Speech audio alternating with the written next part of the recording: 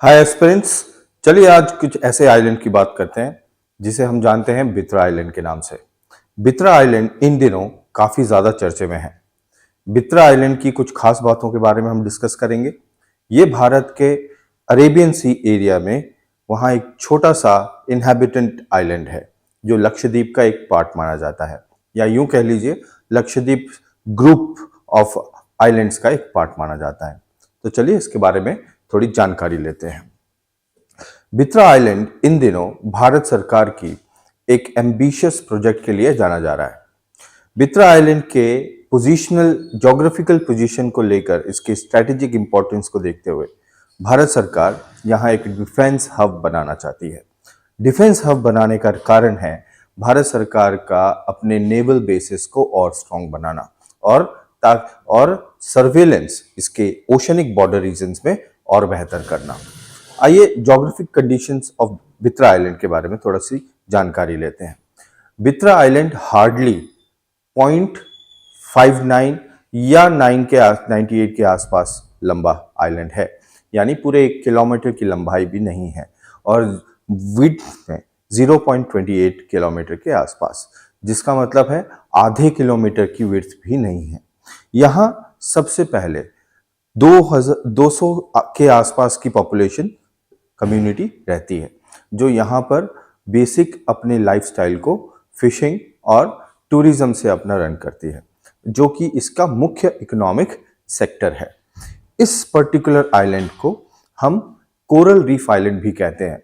जैसा कि हम सब जानते हैं लक्षद्वीप आइलैंड्स वो कोरल रीफ से बने हुए आइलैंड्स हैं। सो बित्रा आइलैंड भी हमारे लक्षद्वीप आर्किपेलागो आइलैंड्स का एक छोटा सा ग्रुप है और छोटा सा आइलैंड है, और यूं कह लीजिए कि भारत में सबसे छोटा आइलैंड जहां इनहैबिटेंसी है। ये हमारे केरला के कोची से लगभग 483 किलोमीटर्स दूर है, और यहाँ अक्सर बहुत अच्छी बारिश हो जाया करती है। 1600 से 1800 मिलीमीटर की बारिश, यानी 160 सेंटीमीटर टू 180 सेंटीमीटर तक की बारिश, जो कि एक अच्छी खासी बारिश है। इसके अलावा यहाँ तापमान जनरली, बिकॉज ये अरेबियन सी के नज़दीक है और बीच में है, सो टेम्परेचर भी बहुत ज़्यादा जनरली नहीं रहता। 25 डिग्री सेल्सियस से 35 डिग्री सेल्सियस तक का यहाँ का तापमान रहता है, और हार्डली 270 लोग यहाँ निवास करते हैं, 270 people.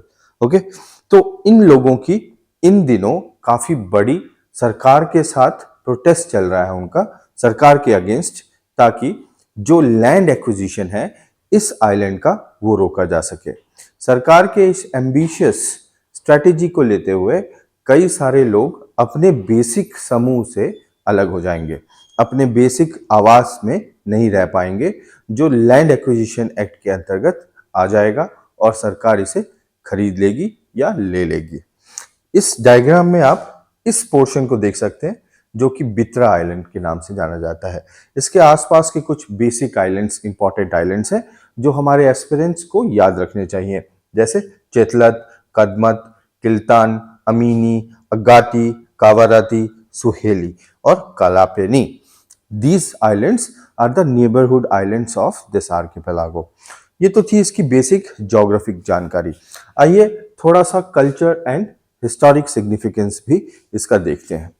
Bitra island basically dedicated है मलिक मुल्ला, एन ओल्ड अरब सेंट, ठीक है, जो जिनको यहाँ पर बरी किया गया था, दबाया गया था, और यह एक तरह से मान लीजिए एक पिलग्रिमेज साइट भी है कुछ लोगों के लिए जो इन्हें मानते हैं।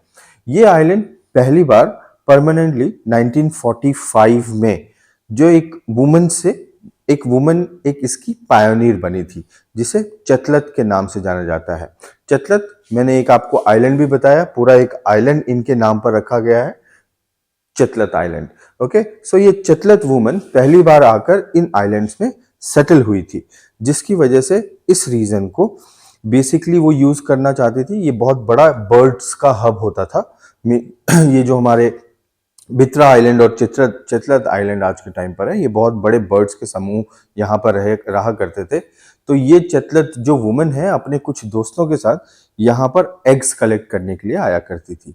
उसी के बाद धीरे धीरे इन आइलैंड्स में सेटलमेंट शुरू हुआ।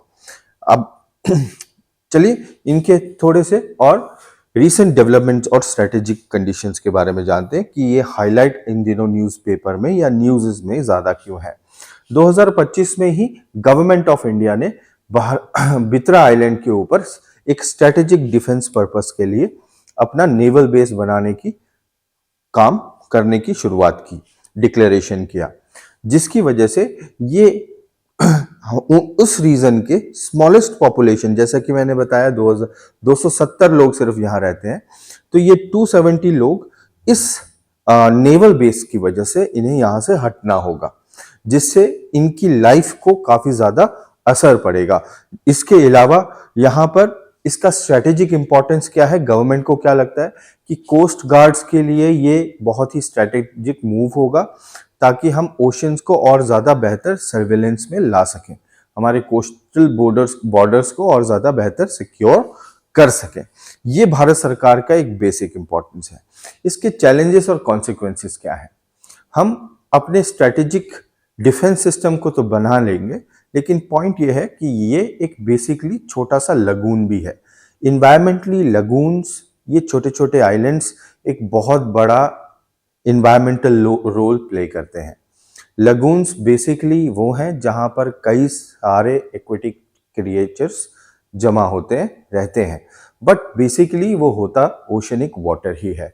लेकिन क्योंकि इसमें बायोडाइवर्सिटी अच्छी होती है, इस वजह से लगून की सेफ्टी एक one of the big environmental concern है। क्योंकि ये बित्रा आइलैंड्स एक लगून्स भी हैं, तो ये आपको समझ जाना चाहिए कि it's a kind of challenge and threat to the biodiversity of this particular island, right. ये एक बेसिक इम्पैक्ट है। प्लस ये सोशल इम्पैक्ट्स बहुत ज़्यादा दे रहा है। जैसे कि कहा मैंने कि बहुत सारे लोगों को यहाँ से हट जाना पड़ेगा, जिससे उनकी बेसिक लाइफ एस्पेक्ट इश्यूज बढ़ जाएंगे। Under land acquisition act 2013 Bharat सरकार इसे ऑक्यूपाई करेगी। ऑक्यूपाई तो पहले से भारत सरकार का अभिन्न अंग है, लेकिन पॉइंट ये है कि ये यूनियन टेरिटरी के अंडर आता है। प्लस इसमें डायरेक्ट लेफ्टिनेंट जनरल काम करता है।